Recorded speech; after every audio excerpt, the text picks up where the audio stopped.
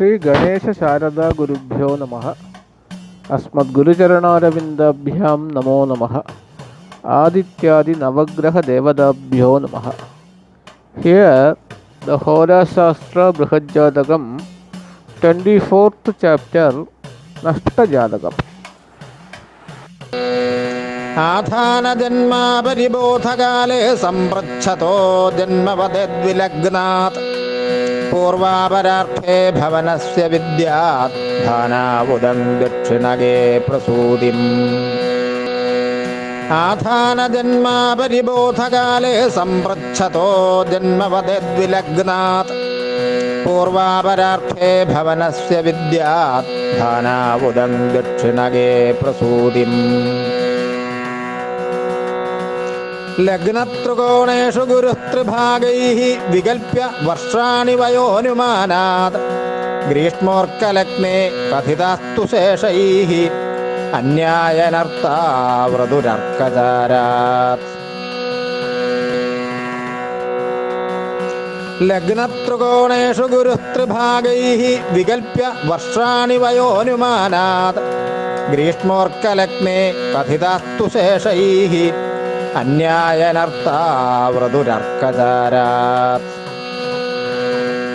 ചന്ദ്രജ്ഞജീവാപരികൽപ്പനീയാ ശുക്രാരമന്ദൈരയനേ വിലോമേ ദ്രേക്കാണഭാഗേ പ്രഥമേതു പൂർവോ മാസോനുപാതാശ്ച തിഥിർവികൽപ്യഃ. ചന്ദ്രജ്ഞജീവാപരികൽപ്പനീയാ ശുക്രാരമന്ദൈരയനേ വിലോമേ ദ്രേക്കാണഭാഗേ പ്രഥമേതു പൂർവോ മാസോനുപാതാശ്ച തിഥിർവികൽപ്യഃ. അത്രാപി ഹോരാപടവോ ദ്വിജേന്ദ്രാഃ സൂര്യാംശതുല്യാം തിഥിം ഉദ്ദിശന്തി രാത്രിദ്യുസ്വപ്നേഷു വിലോമജന്മഭാഗൈശ്ച വേലാക്രമശോ വികൽപ്യാഃ. അത്രാപി ഹോരാപടവോ ദ്വിജേന്ദ്രാഃ സൂര്യാംശതുല്യാം തിഥിം ഉദ്ദിശന്തി രാത്രിദ്യുസ്വപ്നേഷു വിലോമജന്മഭാഗൈശ്ച വേലാക്രമശോ വികൽപ്യാഃ. അത്രാപി ഹോരാപടവോ ദ്വിജേന്ദ്രാഃ സൂര്യാംശതുല്യാം തിഥിം ഉദ്ദിശന്തി രാത്രിദ്യുസ്വപ്നേഷു വിലോമജന്മഭാഗൈശ്ച വേലാക്രമശോ വികൽപ്യാഃ. കേദിച്ഛശങ്കാദ്ഭുഷിതം നവാംശാത് ശുക്ലാന്തസപ്നം കഥയന്തി മാസം ലഗ്നത്രികോണോത്തമവീര്യയുക്തം ഭംപ്രോച്യതെങ്കാലഭനാദിഭിർവാ. ദിച്ഛശങ്കാദ്ഭുഷിതം നവാംശാത് ശുക്ലാന്തസപ്നം കഥയന്തി മാസം ലഗ്നത്രികോണോത്തമവീര്യയുക്തം ഭംപ്രോച്യതെങ്കാലഭനാദിഭിർവാ.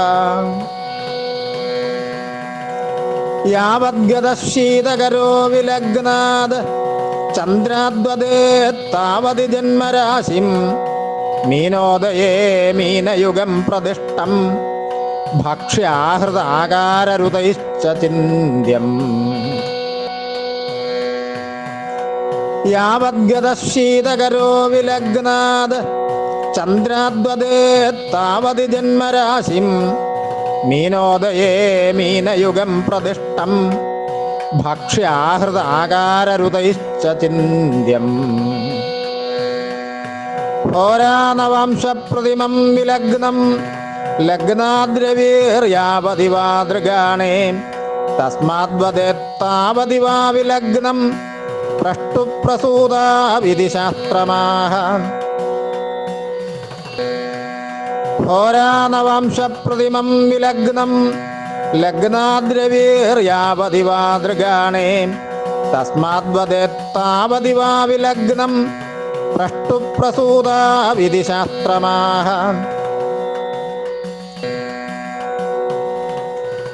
ഗോസിംഹൗ ജുതുമഷ്ടമൗ ക്രിയതുലേ കന്യാമൃഗൗ ച ക്രമാത് സംവർഗ്യാ ദശകഷ്ടസപ്ത വിഷയൈ ശേഷാസ്വസംഖ്യാ ഗുണാഃ.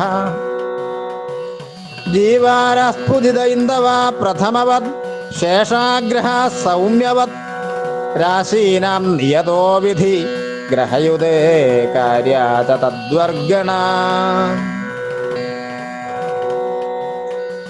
गोसिंहौ जुदुमष्टमौ क्रियतुले कन्यामृगौ च क्रमात् संवर्ग्या दशकष्टसप्तविषयै शेषास्वसङ्ख्या गुणाः जीवारस्फुजित इन्दवा प्रथमवद् शेषाग्रहः सौम्यवत् राशीनां नियतो विधि ग्रहयुते कार्या च तद्वर्गणा सप्ताहतं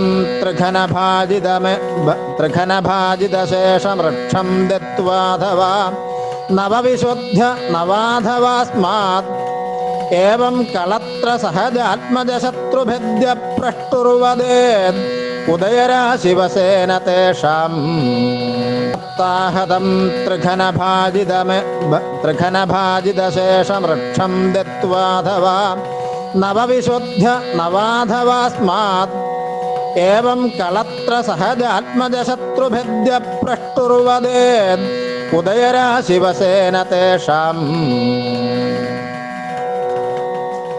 वर्षर्तुमासतिथयोद्युनिषेह्युडूनि वेलोदयर्क्षनवभागविकल्पनाद्याः भूयो दशादिगुणिदास्वविकल्पभक्ता वर्षादयो नवकदानविशोधनाभ्याम्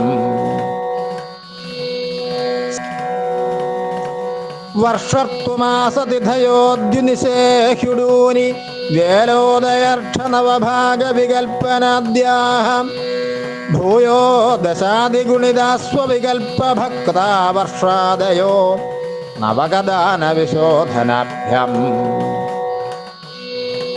संस्कारनाममात्राद्विगुणाच्छायाङ्गुलैः समायुक्ताः त्रिनवकभक्ता शेषं नक्षत्रं तद्धनिष्टादि